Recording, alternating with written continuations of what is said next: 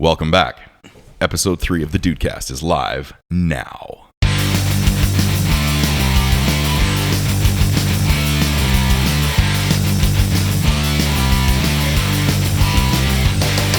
And we're back, episode 3 already. Jeez, these are flying by. Season's flying by. We're 1/3 of the way through season 2. Well, almost a third. Almost a third? Almost a third. How long are the seasons? 10 episodes? 10 episodes? Maybe 12? Maybe 12? Yeah. So it kind of depends. But we were kind of having a discussion off camera about living forever. And you said that you wouldn't want to live forever. No. Why not? No, I'd get bored, man. Get bored? I'd get bored. Well, okay, so let's say this. So if you were living forever and you had to work your drudgery day job digging ditches, that would forever would be forever. It would suck hardcore. But let's say you could live forever. Like, let's say you could work.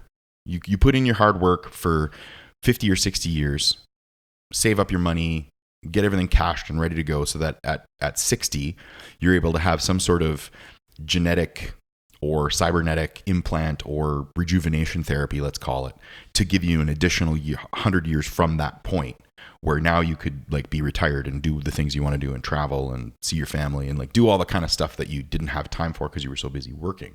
Would that be worth it? I don't trust myself enough. What do you mean?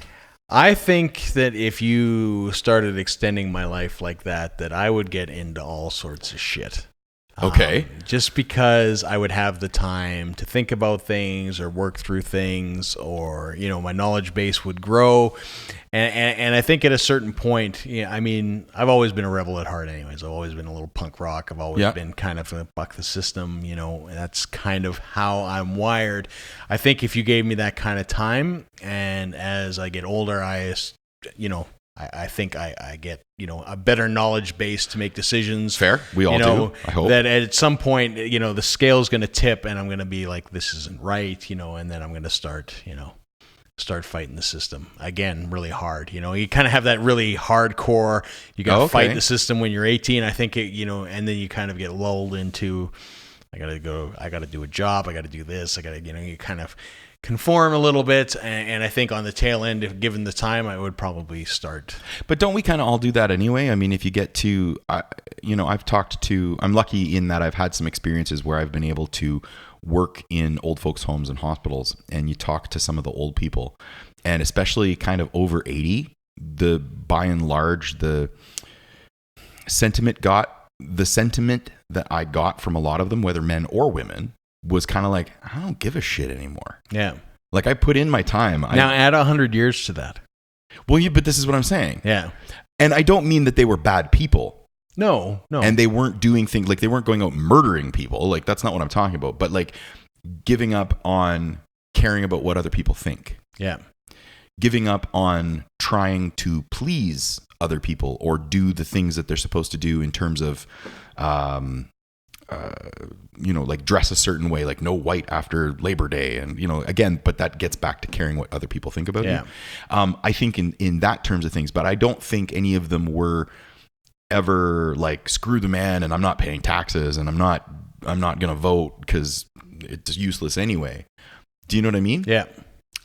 So when you say that you'd want to fight the system and be rebellious, what do you think, or what do you see yourself doing or not doing that would be so bad? I mean, in all honesty, I'm nowhere close to being 180 at this point in my life. This is true. But, you look at things and you look at politics and the injustices in the world and all these things that are going on. I think, a lot of those problems would be, amplified by living that much longer. Right. Like, you mean like the weight of it all would like end up getting to you? I think the weight of it all would get to you. I think that, a lot of times you would feel maybe that you want to take some action, like when you were younger, you might, be more inclined to go out and, scream at whatever, or chant or go with a group, or, go have your voice heard, which isn't really heard. But you know what I'm saying is that you would probably, I feel that you kind of have an action earlier in life you kind of take it a little bit easy, and I think the end point, so I think it would become more tumultuous as time progressed. Myself in particular. Fair enough. I'm an angry person, anyways. Typically, most of the time, anyways. I'm just good at keeping it under wraps these days and age. But I don't like a lot of things that go on. Fair. And in all honesty, there's not a lot of power to do a lot of things to change that. Right. And for me, it's like if I was old and I was bored, then I could see myself becoming that much more radical. Like throwing Molotov cocktails or what? I'd like to think that I'm a little smarter than that, but Fair, okay. I would definitely probably figure something But out. like doing some sort of like anarchist type battling against the system? I think so, because Really? Okay. Yeah, like I said, I'm a little bit wired that way anyways. Sure. I don't, I'm the, I guess if you want to define me, I guess I would say I'm a libertarian, right? Okay, yeah. I don't believe in government control. I Yep. don't believe the government should tell you what to do. I don't, tell you how to live your life, all that kind of thing. As long as you don't interfere with other people, Yep. generally I'm okay. It's like, you can do what you want. Sure. Right? As long as you're not in my backyard doing it, I really don't care what you do. Because it's right? not affecting you. It's not affecting me, Basically. right? Like, if you want to be self-destructive, Yep. go be self-destructive. Sure. That's your prerogative. If that's how you want to live your life. If you want to Yep. be highly productive, be highly productive. Whatever you want to do, that's kind of how I operate. But I feel, in this day and age, there is so much control over, what goes on and, Yep. what you can say, what you can do, where you can be, how you. Right. I mean, you can't even have a beer in a park without somebody getting bent out of shape about it, yeah. Where Although technically now in Alberta you can. in Alberta parks, but still not in national parks. Still not in national parks, There's yeah. still rules there. You still Yeah. can't do it in city parks because municipal rules as well. Yeah. In Alberta provincial parks, yes. Right. But it's not like and you've been to Japan as well, where you go to a vending machine and you can buy a beer and you can have it on the corner. Yep. Because you fancy a beer. Or on the bus. And or in whatever. reality is like, as long as you're not drunk and belligerent and being an asshole, Yeah. who cares? Yeah. At the end of the Because day, who are you hurting? Nobody. Probably not even yourself if you're just having a beer. Yeah. Right? And Yeah. even if you have 10, the only person Sure. you're probably really hurting is yourself. Again, Your as own long poor as you liver. can, keep yourself contained Yeah. and you're not, If you're not falling hurting over anybody. yourself and, Yeah. falling into people. At that point, who really cares? But the problem is in this world, I think, is that people want to control your actions. Everybody kind of wants, the perfect whatever it is. But the problem is you're never going to agree on that anyways. Right.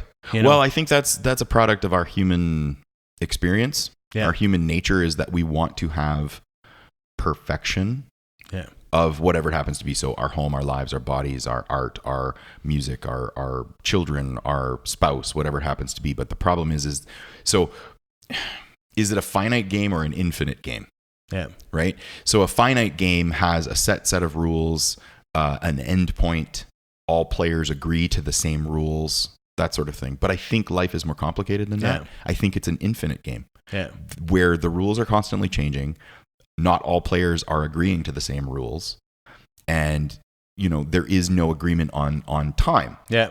You And know? not all players are equal. And not all players are equal. So it's this weird thing where you can never achieve perfection. Yeah. And perfection for you is different than what perfection for me is, Absolutely. right?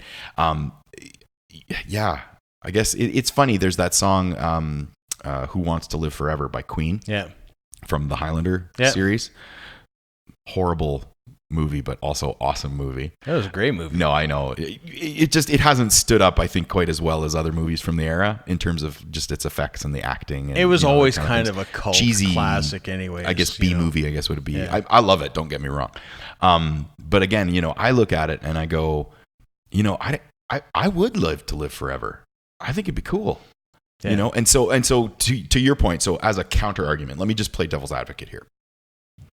So I'm looking at it going, with unlimited time comes unlimited ability to learn new things, see new things, help people, do good things, and achieve all the things that I hoped that I would be able to do in my current relative finite, well, not relative, completely finite time that I have here on Earth. So let's say it's 80 years. You know, like I'm not wishfully thinking I'm going to be 100. Like I figure 80 is probably where I'm going to be, and I'm okay. But at the same time, 80 years isn't enough to do all the things that I really wanted to do when I was like 15, 20, 30 even, you know? And I figure if I could get an extra few years, I could do more stuff. I could see more stuff. I could meet more people. I could have more amazing experiences. And I wonder if everybody feels like that. Like I feel like probably they do to some extent. Like I don't have enough time. I don't think anybody wants to die per se. Maybe that's what I'm getting at. Maybe I'm just not saying it. Yeah. I don't think anybody really wants to die, but I think, you know, that living 180 years would be a little grindy.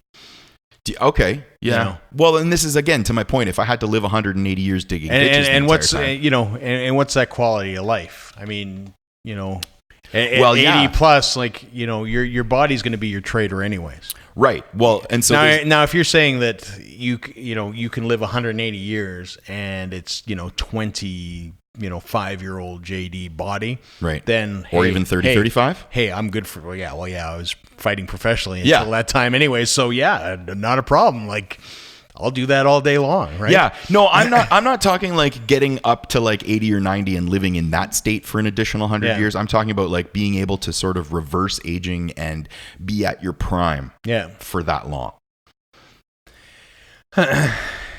Yeah, I don't know, man. I'd be a problem. I think lots of people would be problems. Yeah. You know, it would just turn into problems. Do you think we would have more rampant like alcoholism, like just people just like getting bombed all the time and just whatever, who cares?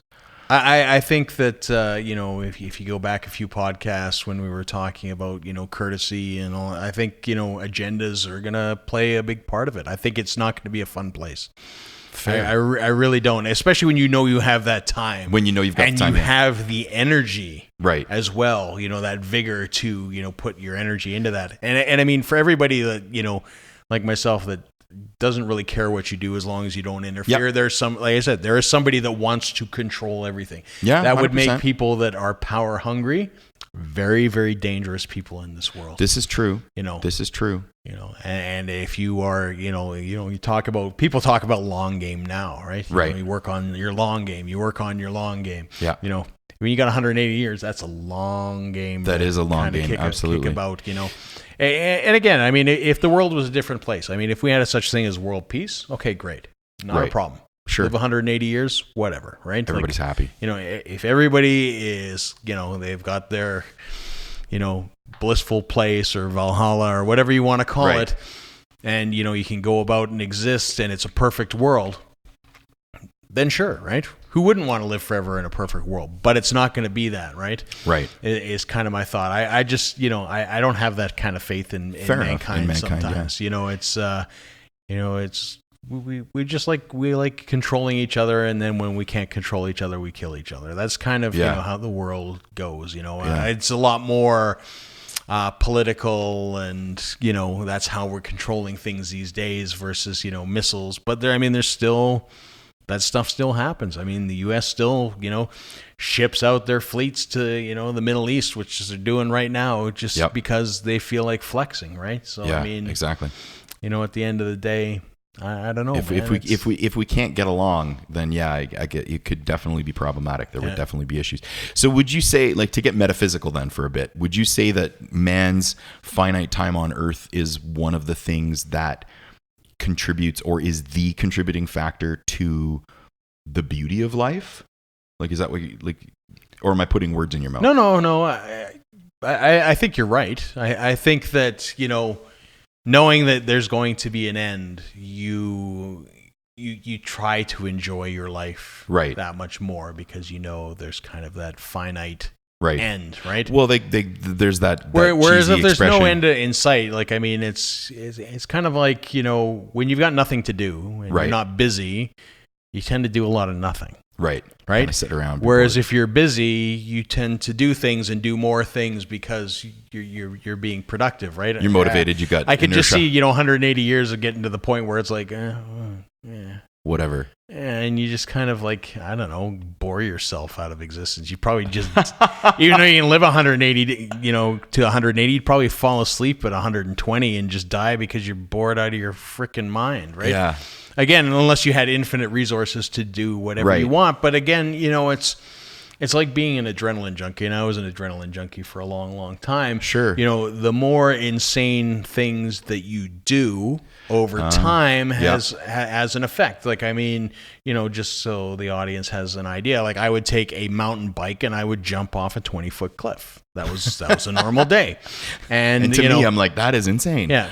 To the fact that, things that were 5 or 10 feet high were just kind of like, Right. Where a lot of people, when they first get into that kind of sport, they go over to something and it's a 5-foot drop vertical and they're kind of like, what? No. Yeah. Or, like you're scared shitless. I remember my first drop. I was like, okay, here goes nothing. Right. And eventually you get to a point, it's like, okay, 20 feet, here goes nothing. It's like, whatever, right? It's kind of like, it's a Tuesday, and so eventually you're going to run out of stuff. Right.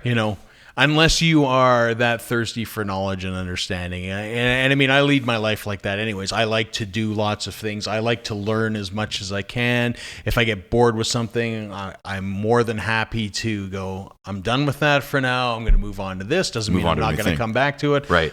But learn something new, I guess in my case, living 180 years, I would probably, go on for a while, but I don't think that I could last that long. I think at some point, like I said, I'm going to snap and, I'm going to be upset with something or find something that I don't like. And then that's going to become my cause. And then again, that becomes problematic because, right, you're unhappy, and then all the things that come with that, and then that's a lot of times where power and control comes from, and it's right, and that's where the ugliness starts. Yeah. So in any way, shape, or form, and it's funny. I wonder.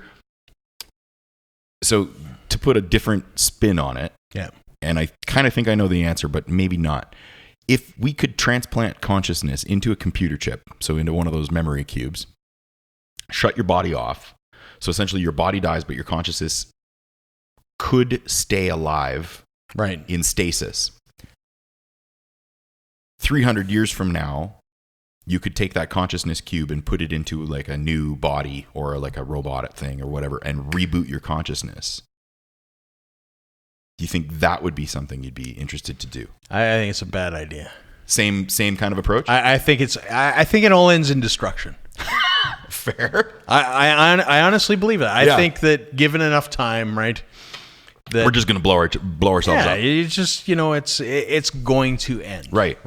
Well, in that particular case, I'm not thinking about living forever. I'm just thinking about like putting a pin in it and then coming back in like 300 years where we but if I understand everything at that point, right, if I have 40, 50, 60, 70, 80 years of experience and I get put in a new body, it's not like I'm starting at I need to learn how to walk and talk again. It's like I'm starting at 80. I already know these things. This is now my starting point.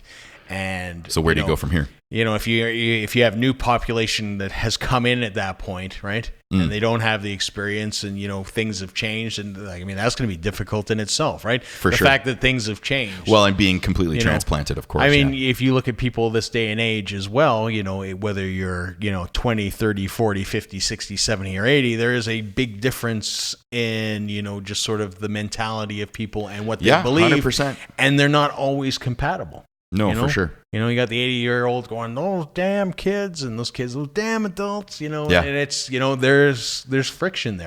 Not even cultural, sorry, generational divide, right? So, like I said, I mean, I think, unless you're a conformist, okay, it's going to be very, very difficult. Yeah. No, and it's funny because and this is why these are so cool. I think because it's interesting to get different viewpoints. Because I just look at it and go, wow, what a cool opportunity. But then I'm not even thinking about all of that other stuff. Like I said, if I could be left alone and do my own thing, right, for 180 years, and nobody was going to bother me, and nobody was going to interfere with what I did, and I got to leave people alone, and I didn't want to, fine, but I know it's not. I know it's not going to happen. Right? I know 100 years in, somebody's going to piss me off, and then I'm going to start in the basement here with a naked light bulb, writing angry letters to the government. Fair. That's not a way to live. I don't want to write angry letters. No, fair enough.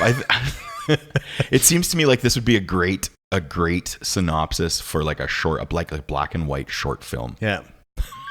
Like 8 or 10 minutes of like a kind of a sci-fi weird, like it seems like a Netflix series to me. And this wasn't like stolen from anything. Like we were just having a conversation about aging and anti-aging clinics and whatnot. And that kind of what spurred the idea for this topic for this particular episode.